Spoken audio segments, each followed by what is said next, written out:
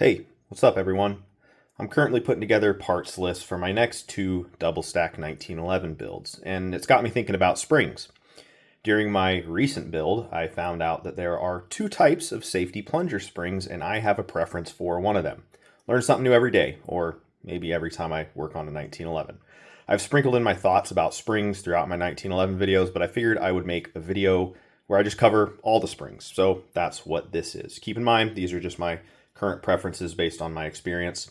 Let's get into it. All right, recoil springs, just conventional round wire recoil springs. The spring length is of course specific to the slide length, 5-inch government, 4.6 or 4.25 commander. I will be testing out some variable power springs in one of my upcoming builds. That's going to be a sight block compensator 5-inch gun. And, if I have some earth-shattering revelation with the variable power recoil springs, I'll let you guys know about that. I don't anticipate that I will. I think they'll probably just work, and that'll be fine. These are the two most common types of Sear springs. This is, I guess, what I would call a standard one, and this is a reduced power one. I prefer the reduced power ones. They're less stiff because there's less material here on the leaves, the Sear leaf and the disconnector leaf. And so they're less sensitive to adjustment, which makes them a little bit easier to adjust. There's physically more material to this leaf right here. So it's a stiffer piece of metal. It's a stiffer spring. And so these are more sensitive to adjustment and harder to adjust. And if you're going for really light trigger pulls, then you might struggle with these a little bit. I like these reduced power ones. You can get anywhere from a really light trigger pull to a heavy one with them in my experience. So I only put these style in my pistols now. Firing pin springs. This is a Wolf extra power firing pin spring. These go in all my guns, and the reason for that is that I order a lot of Wolf springs. And pretty much no matter what you buy, they throw these in with the package. So I have never ever had to buy one of these separately. They always come with my other orders. I always have them laying around, and that's why I put them in my guns. And presumably, the extra power firing pin spring will add a little bit more margin of safety if the pistol is dropped muzzle down. A little bit more spring force resisting the inertia of the firing pin moving forward, as the 70 series pistols do not have firing pin blocks. So this was not really a conscious decision, but over the years, I just order Wolf springs and they throw these in the package, and I've always just put them in my gun, and I've never had a problem with them. I only put 17-pound mainsprings in my pistols. I can get anywhere from a 2-pound to a 6-pound trigger with a 17-pound mainspring. I used to put different mainspring weights based on the break weight that I wanted, and then I kind of figured out that that was just one extra thing I had to think about, and it was kind of unnecessary. I've been putting 17-pound mainsprings in all my pistols for quite some time now, and it's worked out really good for me, and I haven't had any light primer strikes, even with the extra power firing pin springs.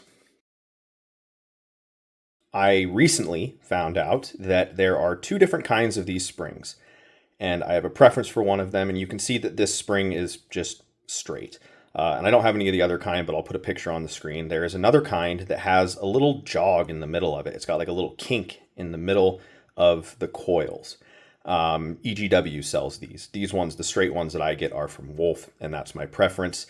The idea with the little kink in the center of it is that it provides extra friction in the spring plunger tube right here, so that when you pull your thumb safety out, your plunger doesn't go shooting across the room. The problem with that is that the little kink in the coils results in extra friction in the plunger tube while this spring is compressing and extending. And that extra friction results in a less positive thumb safety and slide stop action, because that has a plunger on either end. This end works on the slide stop, and this end works on the thumb safety. I'm a real stickler for a very positive thumb safety. I want it to be really stiff and clicky.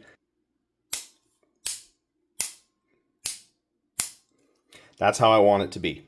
if I run the straight springs like this, then I don't have to do nearly as much work to the detents of the safety lever to get the type of safety action that I like. And then, you know, when I'm taking this apart, I just make sure to kind of like put my thumb back here so when it shoots out, it stops and doesn't go across the room. Mag catch springs, I think they're all the same. I don't have a preference. I just run whatever spring comes with the mag catch. There may possibly be a difference in like the double stack mag catches. There's the Gen 1 and Gen 2 staccato style, and they have different mag catch bodies and different plungers. I don't know if they use the same spring or not. If you know, let me know in the comments. At this point, I buy all of my springs for 1911s from the Wolf Gun Spring Company. They have high quality springs at a reasonable price. Their safety plunger springs are the type that I like. They offer the reduced power Sear springs like this. And so I can go to the Wolf website and get all the springs I need for any given 1911, and then they throw in a bunch of these extra power firing pin springs for free, so I always have tons of these laying around if I ever need them. As far as I know, Wolf doesn't offer 4.6-inch recoil springs, so if you need those mid-length springs, like I'd go to someone like Atlas. That's where I got these. So that's just, you know, my thoughts on the springs that I put in my 1911s and my preferences. Let me know your experience with 1911 springs and your preferences for springs in the comments.